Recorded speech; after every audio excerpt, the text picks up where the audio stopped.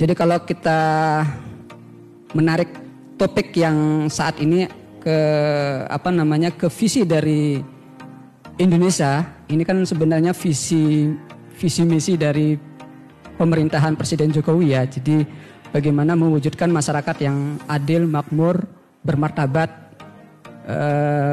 di tahun 2000 menuju masyarakat emas 2045 seperti itu. Kalau kita kaitkan dengan kebencanaan, ya seperti kita ketahui bersama bahwa Indonesia ini kan berada pada range of fire ya, jadi cincin api yang zona subduksi yang dihimpit oleh tiga lempeng utama ya. Di sisi utara itu ada Eurasia, kemudian di sebelah sisi selatan itu ada lempeng Australia, kemudian di sebelah sisi timur itu ada lempeng Pasifik. Nah, tentu dengan keberadaan Indonesia yang secara geografis seperti itu, ini artinya kita memiliki potensi secara secara geografis ya, dan itu juga menjadi ancaman sebenarnya. Jadi seperti kita ketahui sudah catatan beberapa bencana ya, baik itu bencana alam maupun bencana non alam, bencana baik diakibatkan oleh manusia itu sendiri seperti itu. Jadi potensi untuk terjadi bencana tentu ini perlu diantisipasi. Jadi bagaimana kita melakukan analisa risiko bencana yang tepat seperti itu. Nah, tentu untuk menunjang visi misi dari Presiden Joko Widodo ya. Jadi bagaimana kalau kita kaitkan dengan 4 pilar utama ya, ini kalau tidak salah itu di pilar pertama itu bagaimana mengembangkan pembangunan dan mengembangkan ipteks. Nah, pembangunan itu akan terjadi kalau ketika terjadi bencana kita sudah siap siaga seperti itu. Jadi percuma ekonomi kita kuat, kemudian pembangunan kita, infrastruktur kita bagus, tetapi ketika kita terjadi bencana, maka hancurlah apa yang sudah kita bangun seperti itu. Jadi memang untuk kita memerlukan investasi yang cukup besar sebenarnya, tapi ini untuk jangka panjang. Seperti judul kita sekarang ini ya, SDM unggul untuk Indonesia maju di tahun 2045 ini artinya sekitar 20 tahun lebih lagi, umur Indonesia 100 tahun, itu artinya kita sudah harus siap siaga di kondisi potensi bencana yang ada seperti itu. Nah, tentu ini harus ada sinergi ya di antara semua stakeholder, baik di dunia pendidikan maupun pemerintah daerah, pemerintah kabupaten, itu untuk bagaimana memberikan edukasi kepada masyarakat bahwa kita ini memang berada pada posisi yang secara geografis tadi, jadi memiliki potensi yang cukup besar seperti itu. Jadi kita tidak bisa menghindari bencana. Jadi bencana itu ya secara alami akan terjadi seperti itu. Tapi yang akan kita lakukan adalah bagaimana meminimalisir kerugian yang diakibatkan oleh bencana tersebut seperti itu. Jadi kita memberikan edukasi kepada masyarakat bahwa bencana itu pasti terjadi seperti itu. Tapi yang akan kita lakukan adalah bagaimana bencana itu kita meminimalisir risikonya seperti itu. Dan Sekolah Pascasarjana Universitas Airlangga itu sudah di Prodi Magister Manajemen Bencana. Itu nanti kita kupas lebih banyak lagi, lebih dalam lagi terkait masalah apa yang harus kita lakukan untuk bagaimana melakukan manajemen bencana seperti itu. Jadi sehingga kita siap siaga. Jadi bukan hanya dari sisi pemerintah yang sudah menyiapkan regulasi yang cukup baik ini. Jadi kalau kita menarik di peraturan presiden di nomor 84 tahun 2020 ini sangat baru sekali. Jadi pemerintah sudah membuat rencana induk penanggulan bencana. Seperti itu. Jadi semua stakeholder harus bekerja sama di sini. Seperti itu. Prof, jadi yang bisa masuk di Prodi Magister Manajemen Bencana ini multidisiplin, Prof. Jadi semua bisa belajar di sini, semua kita bisa menggali informasi di sini untuk kita belajar bersama-sama. Jadi nanti di Prodi Magister Manajemen Bencana ini nanti kita mempelajari tadi Prof. Jadi bagaimana kita melakukan analisis risiko bencana, kemudian bagaimana kita supaya siap tanggap terhadap bencana seperti itu. Jadi kita mengenali dulu Prof. Bahwa kita ini memang potensinya ada seperti itu. Nah, bagaimana cara supaya potensi bencana ini kita bisa minimalisir untuk dampaknya seperti itu Prof. Jadi kalau untuk bencana alam ini untuk metodenya masih belum ada satu metode pun yang bisa memprediksi kapan terjadi bencana. Terlebih gempa bumi, Prof. Jadi belum ada satupun metode. Yang kita bisa lakukan adalah tadi memahami bahwa kita ini berada di posisi rawan bencana.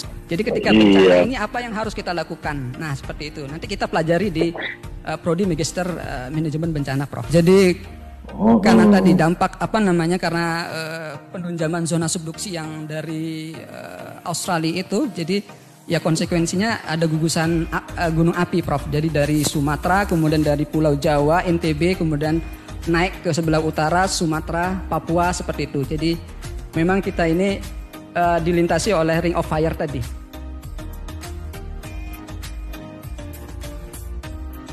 Jadi ada beberapa hal yang ingin saya sampaikan terkait dengan bagaimana menuju Indonesia maju pada tahun 2045 sesuai dengan cita-cita pemerintah dan kita bersama. Jadi sebuah negara maju dan negara yang memiliki martabat itu salah satu titik tumpunya adalah di SDM yang unggul gitu. Jadi SDM yang unggul ini tidak hanya dilihat dari kemampuan akademik atau kualitas pendidikan, tetapi SDM ini juga wajib memiliki karakter dan mental yang tangguh dalam rangka menunaikan tugasnya, membantu pemerintah dalam menunaikan cita-citanya gitu. Ya, jadi selain SDM yang unggul, ada beberapa faktor juga yang menentukan kemajuan suatu negara. Salah satunya kalau misalnya di bidang ekonomi, ya, ini menurut pakar ya yang namanya Tada Subon itu bahwa salah satu faktor yang mendukung sebuah negara untuk bisa maju itu adalah economic based innovation. Ya, jadi bagaimana suatu negara itu memiliki inovasi-inovasi dalam bidang perekonomian yang nantinya akan berimpact pada kesehatan masyarakat. Itu ya. Jadi sebenarnya definisi sehat itu tidak hanya sehat secara fisik, mental, spiritual atau intelektual, tetapi juga sehat perekonomian. Itu tadi yang sudah disampaikan oleh Prof. Prawita. Jadi dengan kondisi seperti itu, maka SDM ini akan bisa mengelola sumber daya alam yang nantinya sumber daya alam ini secara alamiah, secara harfiah akan habis. Tapi bagaimana SDM yang unggul itu bisa mengelola sumber daya alam tersebut sehingga dengan pengelolaan sumber daya alam ini akan meningkatkan pertumbuhan ekonomi dan akan meningkatkan kesejahteraan individu gitu. Ya, jadi konsep dasar dari economic based innovation ini salah satunya sudah terimplementasi oleh pemerintah dalam bentuk penyelenggaraan jaminan kesehatan nasional atau JKN. Itu salah satu bentuk inovasi yang dilakukan oleh pemerintah dalam rangka mengcover atau coverage kesehatan masyarakat gitu. Jadi berdasarkan riset yang dilakukan oleh Lembaga Penelitian Ekonomi Masyarakat bahwa dengan coverage JKN ya maka akan terjadi peningkatan usia harapan hidup sebesar 2,9 tahun. Jadi otomatis dengan peningkatan usia harapan hidup ini masyarakat akan lebih produktif. Dengan produktif ini otomatis akan meningkatkan pertumbuhan ekonomi gitu. Jadi itu relevansinya dan ini hal-hal seperti ini nanti akan dipelajari di Magister Ekonomi Kesehatan. Ya, jadi bagaimana relevansinya perekonomian, pertumbuhan ekonomi dengan kondisi kesehatan yang optimal begitu. Selain itu, faktor yang kedua adalah efficient tax collection, ya. Jadi bagaimana kesadaran masyarakat terhadap pengumpulan atau pembayaran pajak, gitu ya. Yang ketiga adalah efficient government, ya. Jadi bagaimana regulasi atau kebijakan pemerintah ini dalam rangka menyusun aturan-aturan yang kaitannya dengan kebijakan kesehatan, ya. Dan itu nantinya akan berdampak juga pada kesehatan masyarakat, gitu ya. Yang keempat adalah sosial progresif, ya. Jadi Indonesia maju, ya itu bagaimana maju yang kita inginkan. Apakah seperti negara-negara misalnya Singapura, Jepang dan lain sebagainya. Tetapi kondisi-kondisi sosial di Indonesia itu masih tetap dipertahankan, ya. Jadi misalnya meskipun nanti SDM unggul ini memiliki karakter berbudi pekerti luhur, tetapi juga harus tetap berhati Indonesia, ya, tetap berideologi Pancasila. Itu yang diharapkan negara maju, definisi atau terminologi negara maju nantinya di Indonesia, gitu ya. Terus yang kelima adalah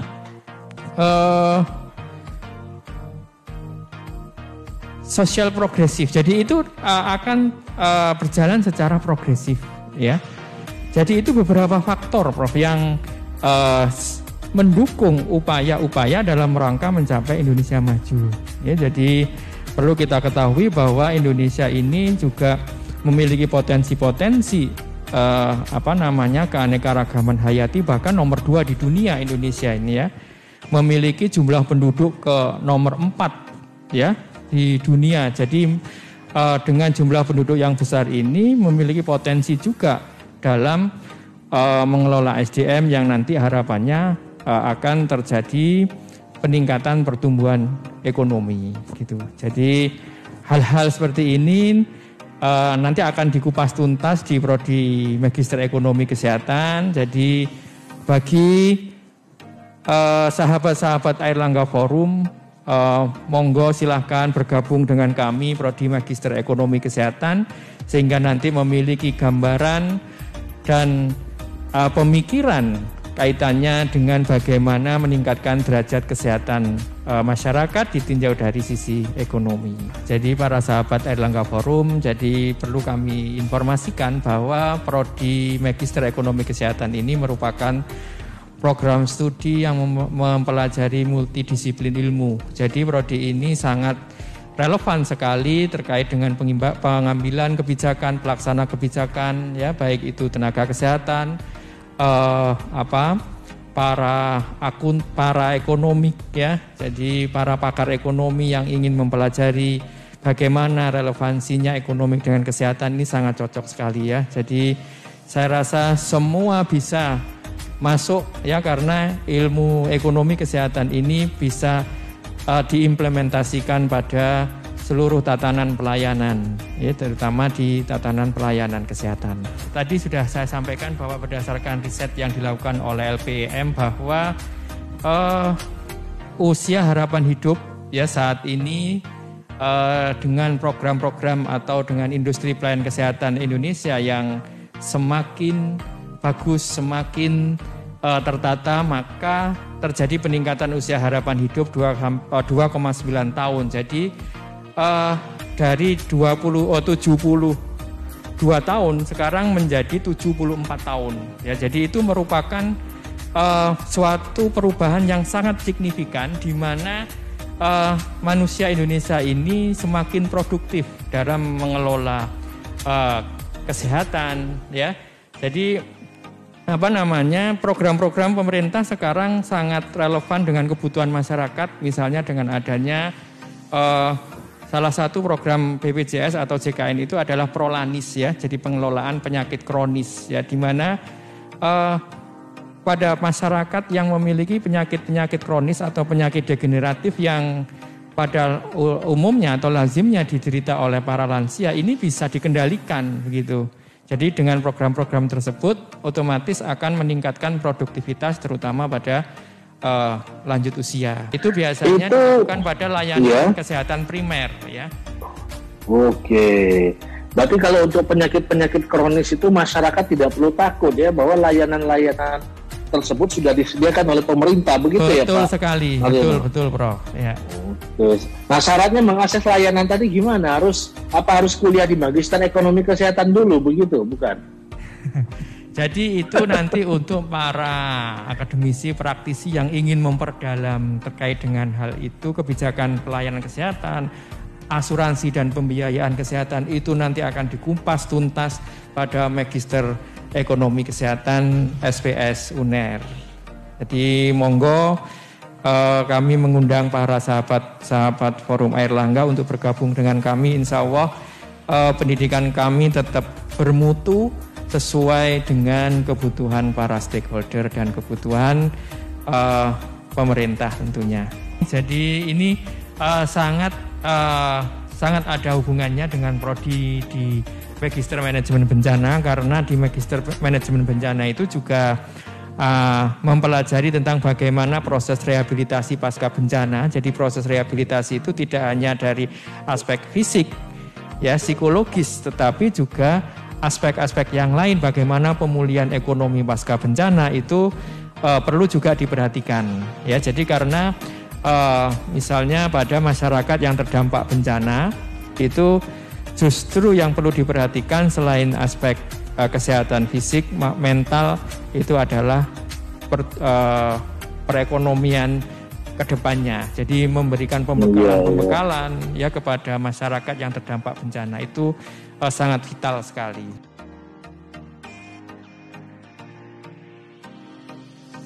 Jadi kalau kita bicara tentang COVID-19, tentang penyakit infeksi, ini sangat erat sekali kaitannya dengan kekebalan tubuh. Jadi bagaimana individu dengan kekebalan tubuh yang baik, dia akan memiliki tubuh yang sehat. Nah, ketika individu itu sehat, maka dia akan lebih produktif untuk menuntut ilmu, untuk bekerja.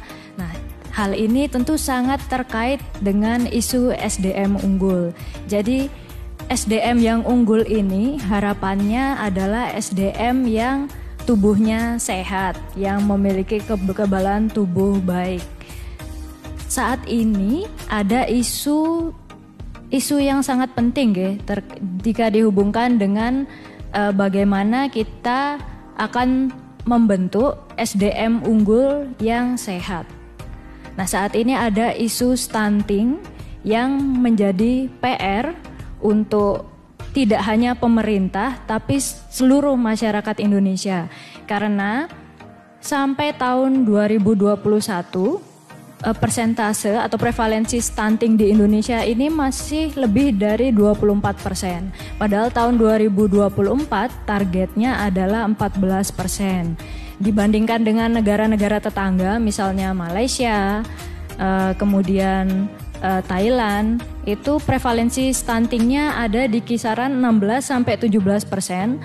Dan bahkan Singapura saat ini prevalensinya kurang lebih hanya 4%.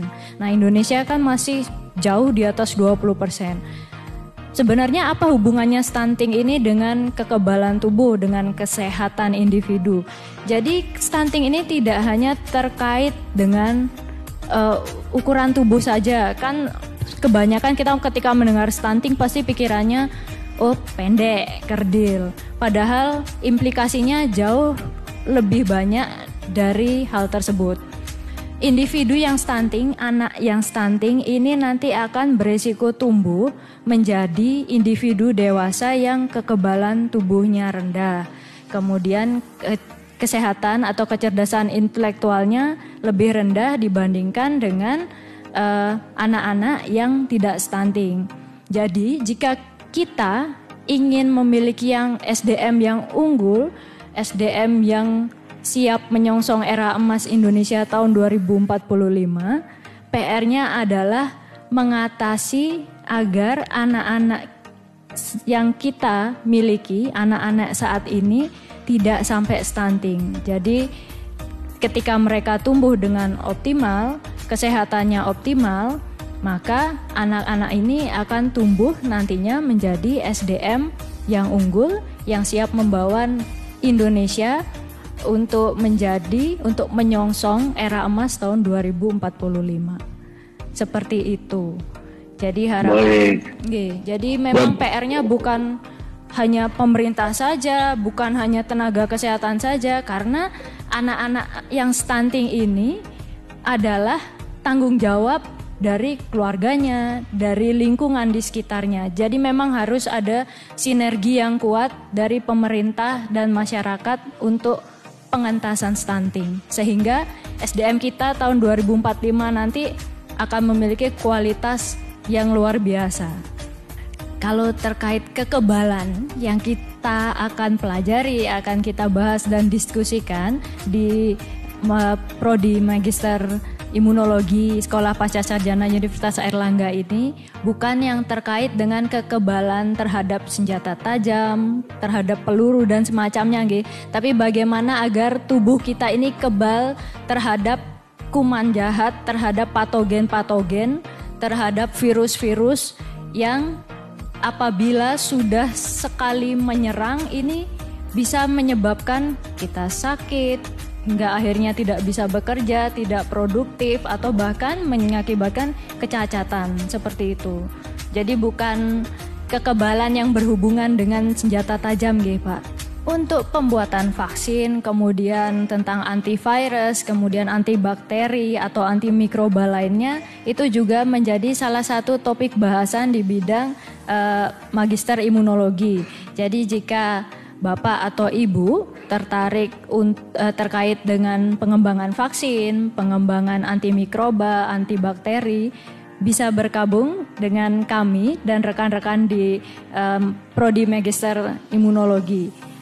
Tapi tidak terbatas pada teman-teman yang bergerak di bidang kesehatan saja atau Bapak Ibu stakeholder yang bertugas menyusun kebijakan terkait kesehatan saja, tapi masyarakat umum pun yang tidak bekerja di bidang kesehatan bisa bergabung dengan kita karena kesehatan itu milik semua, hak semua orang. Jadi semua orang monggo bisa bergabung dengan kami di Magister Imunologi. Tentu kita semua harus optimis untuk menyongsong Indonesia Maju 2045. Karena seperti yang sudah tadi disampaikan oleh Bapak Dr. Haryono sendiri, kesehatan ini tidak terbatas pada fisik saja, tetapi mental juga sangat berperan penting. Ketika kita optimis, pikiran positif, tentu ini akan berdampak pada imunitas juga. Orang yang bahagia, orang yang optimis, orang yang positif, kekebalan tubuhnya akan lebih tinggi. Sehingga apabila semua masyarakat Indonesia optimis, ini akan berdampak pada sistem imun yang lebih kuat. Dan kita bersama-sama pasti akan bisa menyongsong Indonesia Maju, Indonesia Emas tahun 2045.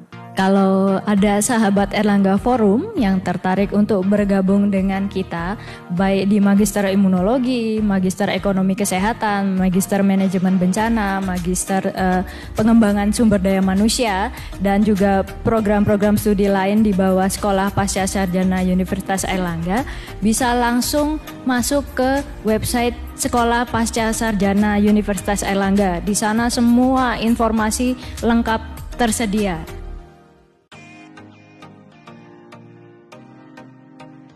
Terima kasih untuk tema yang menarik tentang SDM unggul untuk Indonesia Maju 2045. Jadi yang kita ketahui bahwa ukuran dari 2045 itu adalah ketika Indonesia diprediksi akan menjadi nomor 4 dunia secara perekonomian.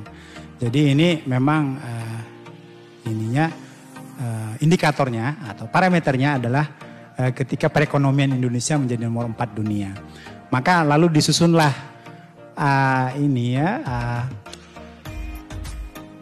parameter berikutnya, yaitu SDM unggul. Jadi bagaimana ketika perekonomian itu sudah meningkat cepat, lalu bagaimana SDM unggul ini ini bisa menjadi aktor dalam perekonomian tersebut. Nah, yang kita tahu bahwa Indonesia ini terdiri dari banyak suku, tersebar di banyak pulau, dan tidak semuanya itu berada di satu tempat. Tapi paling tidak itu misalnya Jakarta itu sudah mewakili 30% dari penduduk Indonesia misalnya. Jadi maka memang ada konsentrasi. Jadi ada konsentrasi dalam hal ekonomi. Jadi maka ketika ada konsentrasi maka ada unsur ketidakadilan, ketidakmerataan. Nah, disinilah persoalan bagaimana ketidakmerataan pembangunan tersebut itu bisa dikurangi sehingga semua orang Indonesia merasakan bahwa pembangunan itu mereka juga menikmati hasilnya. Nah, jadi bagaimana pembangunan yang memang seperti tadi yang dikatakan oleh Pak Dr. Haryono, bahwa pembangunan yang masih kita rasakan masih merupakan bagian dari jati diri kita, identitas kita. Bahwa oke lah itu indikator perekonomian itu yang menjadi maju atau tidaknya suatu negara, tapi apakah pembangunan itu dirasakan oleh seluruh rakyat? Jadi yang kita tahu bahwa ada sekitar 30% penduduk Indonesia yang menurut indikator Bank Dunia dengan pendapatan kurang dari $2 per hari. Jadi apakah 30% itu merasakan hasil dari pembangunan selama ini? Jadi bagaimana ketika tahun 2045 atau yang sekitar 23 tahun lagi itu apakah mereka yang secara turun-temurun ya dari generasi ke generasi menjadi rakyat miskin itu bisa terikut atau mendapat tempat di gerbong ini kemajuan ekonomi ini. Selain itu juga ada permasalahan tentang kebebasan berpendapat. Nah, ini kebebasan berpendapat ya kaitannya dengan kebebasan beragama. Bahwa yang kita tahu masih ada persoalan dalam berpendapat. Bagaimana menyampaikan pendapatnya di depan umum. Ini masih ada persoalan. Persoalan bagaimana orang yang berkeyakinan berbeda itu bisa menjalankan ibadahnya. Nah, ini persoalan seperti ini itu yang nampaknya selalu ikut serta dalam apakah ketika pendapatan per kapita kita masih di angka $3.000, sekarang sudah $4.000. Permasalahan tersebut ternyata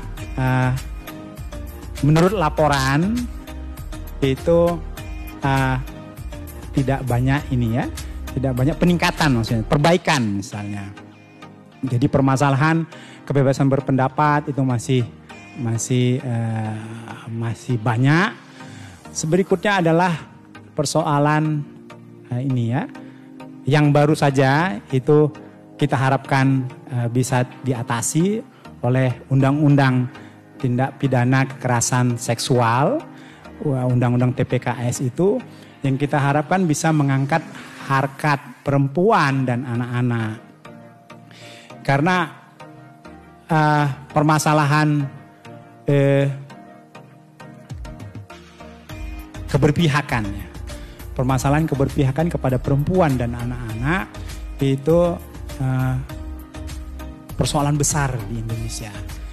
Yang kita tahu, yang mungkin viral ya beberapa hari yang lalu, pernikahan anak di bawah umur yang oleh masyarakat itu dianggap masih wajar begitu.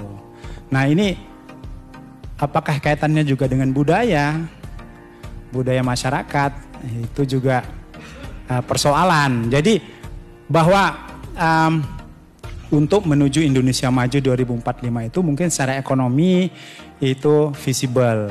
Secara ekonomi itu ya kita mengapresiasi.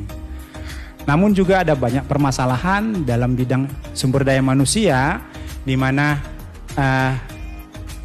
tadi yang saya sudah sampaikan, permasalahan tentang kebebasan berpendapat, pemerataan pendapatan, lalu keberpihakan kepada perempuan dan anak-anak itu masih persoalan besar di Indonesia yang mungkin agak sulit kalau hanya ditinjau dari perspektif ekonomi saja. Prof. Witra, jadi saya merespon dulu gitu, tadi yang kebebasan berpendapat itu. Jadi kalau memang dalam alam demokrasi kebebasan berpendapat itu dilakukan ya identiknya adalah demonstrasi. Jadi membawa speaker, loudspeaker, lalu berbicara dengan suara keras di jalan. Nah ini dalam alam demokrasi itu biasa. Jadi tapi efeknya adalah seperti yang banyak dikeluhkan masyarakat pengguna jalan adalah membuat macet, lalu membuat orang terhambat kegiatannya dan seterusnya. Nah ini yang sebenarnya bisa dijawab oleh jati diri orang Indonesia. Jadi kita punya modal sosial. Ketika ada perselisihan pendapat, maka diselesaikan secara kekeluargaan, di mana paranata sosial. Jadi ada sistem sosial, norma sosial yang menjembatani persoalan tersebut.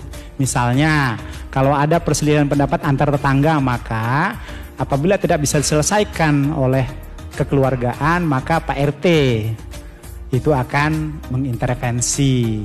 Lalu berikutnya. Jadi perselisihan pendapat dalam iklim Indonesia, dalam situasi sosial di Indonesia, kita punya modal sosial gotong royong. Jadi persoalan yang sulit, yang rumit itu menjadi lebih mudah, menjadi lebih sederhana diselesaikan. Nah inilah yang sebenarnya SDM unggul itu adalah SDM yang memiliki jati diri, memiliki identitas sebagai orang Indonesia. Yang kita tahu bahwa republik ini berdiri karena adanya konsensus, karena adanya kesepakatan. Nah, republik ini bisa berdiri, bisa lolos dari Republik Indonesia Serikat, dari pemberontakan, seterusnya. Itu karena ada konsensus, ada kesepakatan. Nah, Indonesia punya jati diri itu. Dan itu yang harusnya kita kembangkan terus. Dan itulah yang kita pupuk begitu. Yang kita telaah, yang kita pelajari, yang kita kupas di program studi S2 pengembangan sumber daya manusia di Universitas Airlangga Sekolah Pasar Sarjana. Jadi kita belajar tentang jati diri, kita belajar tentang identitas Indonesia. Bahwa itu bukan hanya jargon, tapi memang kita pelajari dan kita tahu ada manfaat dan itu bisa kita internalisasi bahwa jati diri itu yang kita punya dan itu yang akan kita terus bawa meskipun ada banyak tawaran jati diri. Ada banyak tawaran jati diri yang beredar di dunia, tapi kita percaya bahwa jati diri sebagai orang Indonesia, sebagai insan Pancasila itulah yang merekatkan hubungan suku yang berbeda, penganut keyakinan yang berbeda, tingkat ekonomi yang berbeda, strata sosial yang berlapis itu. Itulah yang bisa merekatkan.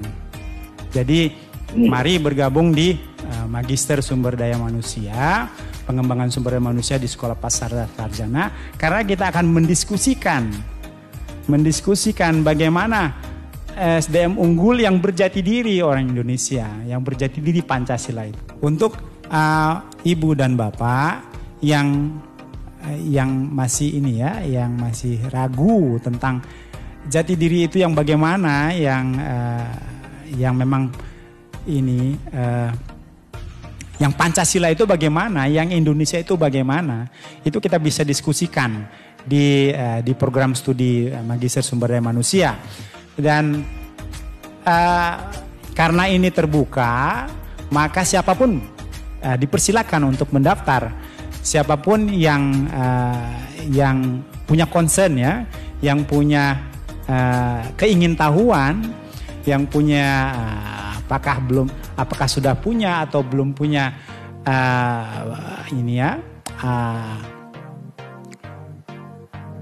pengetahuan misalkan ya, atau praktisi. Nah misalnya, jadi bahwa di sini kita menggabungkan teori, konsep dengan bagaimana aplikasinya. Karena kita juga mengundang banyak profesor tamu, kuliah tamu dari para praktisi. Misalkan yang baru saja yang sedang berlangsung ini adalah kuliah tamu dari sekolah perempuan.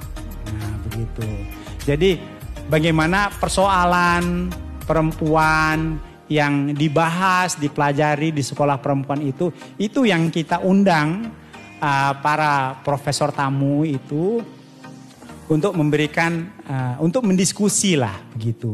Karena mereka memiliki pengalaman yang luas, yang banyak begitu, bersinggungan dengan banyak institusi, lalu mengorganisir kegiatan-kegiatan di level praktisi. Nah, itulah yang kita undang. Maka kita mengatakan bahwa program S2 Magister Pengembangan Sumber Daya Manusia di Sekolah Pasar Sarjana Universitas Airlangga ini adalah salah satu program yang terbaik untuk menggabungkan antara konsep dengan praktik.